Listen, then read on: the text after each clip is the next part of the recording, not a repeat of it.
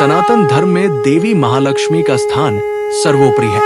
वे केवल धन और ऐश्वर्य की अधिष्ठात्री देवी ही नहीं, बल्कि सुख, शांति, सौंदर्य, सदाचार और समृद्धि की प्रतीक भी है।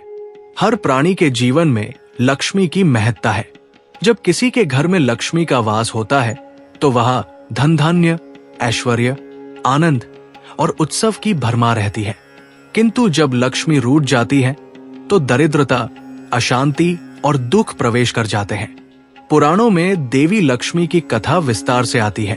उनकी उत्पत्ति, उनका स्वरूप, समुद्र मंथन से प्रकट होना, भगवान विष्णु से विवाह, उनके व्रत और पूजा विधियां, उनके शाप और वरदान और अष्टलक्ष्मी के स्वरूप, ये सब मिलकर लक्ष्मी पुराण का आधार बनते हैं। आइए हम लक्ष्मी पुराण की संपूर्ण कथा का विस्तृत पाठ करें।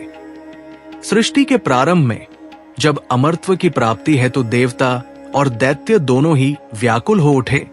तब भगवान विष्णु की आज्ञा से क्षीर सागर का मंथन करने का निर्णय हुआ। मंदराचल पर्वत को मथानी बनाया गया और वासुकी नाग को रस्सी। देवता और असुर दोनों ओर से रस्सी पकड़कर समुद्र का मंथन करने लगे। मंथन से अनेक रत्न और वस्तुएं प्रकट हुई।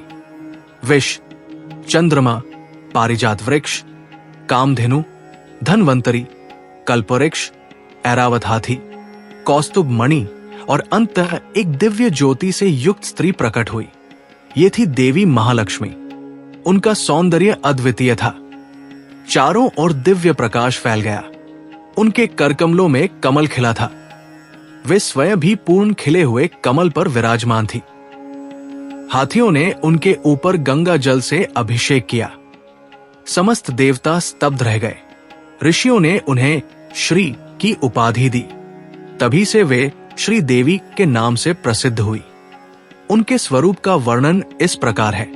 4 भुजाएं, एक हाथ में कमल, एक हाथ में वरद मुद्रा, एक हाथ से स्वर्ण मुद्रा की वर्षा, एक हाथ से आशीर्वाद। उनका वाहन उल्लू है।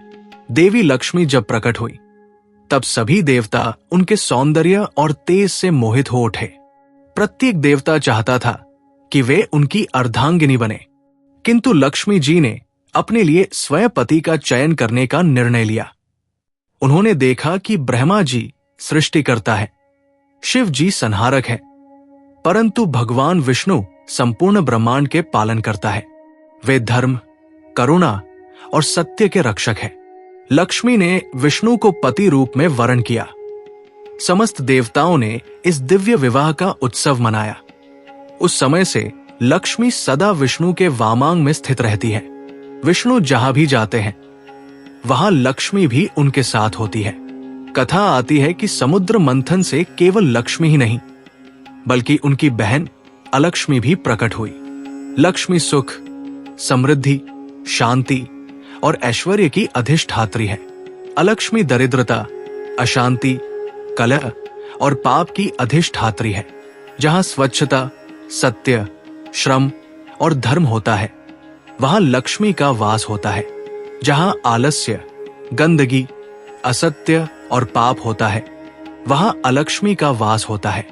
देवी लक्ष्मी ने स्वयं कहा, मैं केवल उसी स्थान पर स्थायी रूप से रहूंगी जहां धर्म का पालन होता है, परिश्रम और श्रम को महत्व दिया जाता है, घर और मन स्वच्छ रहते हैं, अतिथि और गरीब का सम्मान होता है।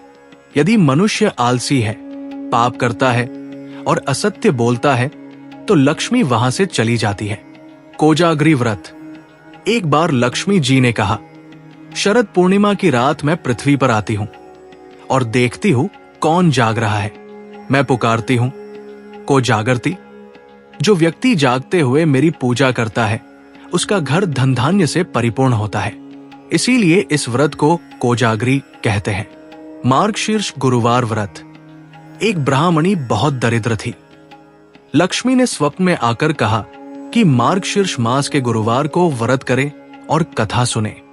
ब्राह्मणी ने वैसा ही किया और शीघ्र ही उसके घर में वैभव और सुख आया।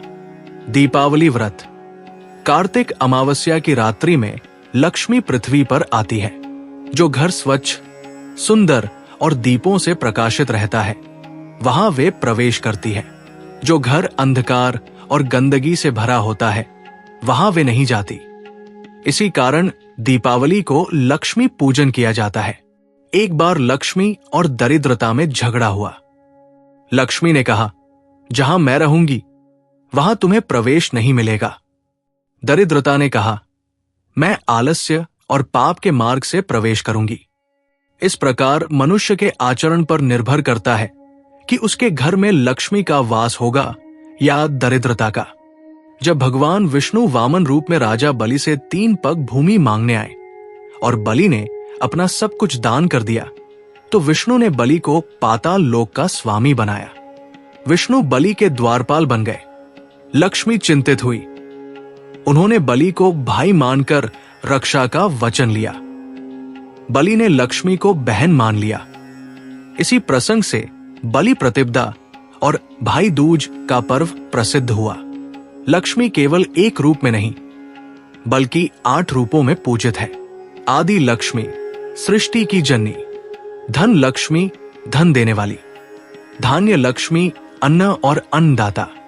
गज लक्ष्मी, ऐश्वर्य और विजय देने वाली। संतान लक्ष्मी, संतान की सुख समृद्धि देने वाली। वीर लक्ष्मी, साहस और शौर्य की दात्री। विद्या लक्ष्मी, ज्ञान और शिक्षा की देवी। विजय लक्ष्मी, विजय और सफलता देने वाली। पूजन की तैयारी। स्नान कर स्वच्छ वस्त्र धारण करें। घर और पूजा स्थान को स्वच्छ करें। लक्ष्मी जी का चित्र या मूर्ति स्थापित करें। दीप जलाएं, पुष्प, फल, मिठाई अर्पित करें। मंत्र, श्री महालक्ष्मी नमः। इस मंत्र का जप करने से लक्ष्मी प्रसन्न होती है। एक बार लक्ष्मी ने देखा कि मनुष्य पाप और आलस्य में डूबे हुए हैं। उन्होंने कहा, मैं ऐसे स्थान पर कभी स्थायी रूप से नहीं रहूंगी। लेकिन उन्होंने ये वरदान भी दिया, जो सत्य, धर्म और श्रम के साथ मेरा पूजन करेगा, उसके घर में सुख समृद्धि की कभी कमी नहीं होगी। लक्ष्मी के बिना सृष्टि अधूरी है। वे विष्णु की शक्ति है।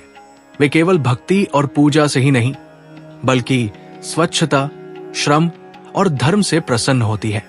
उनका आशीर्वाद मनुष्य को भौतिक ही नहीं बल्कि आध्यात्मिक समृद्धि भी देता है। लक्ष्मी पुराण हमें ये शिक्षा देता है कि लक्ष्मी केवल सोने चांदी की देवी नहीं है। वे सुख, शांति, सौंदर्य और धर्म की देवी है। वे आलस्य, असत्य और पाप से दूर रहती है। उनका वास केवल वही होता है जहां श्रम, स्वच्छता और धर्म का पालन होता है। इसलिए मनुष्य को केवल दीप जलाकर या फूल चढ़ाकर ही नहीं बल्कि अपने आचरण को भी पवित्र और सत्यनिष्ठ बनाना चाहिए। तभी लक्ष्मी का स्थायी वास होगा और जीवन में समृद्धि आएगी।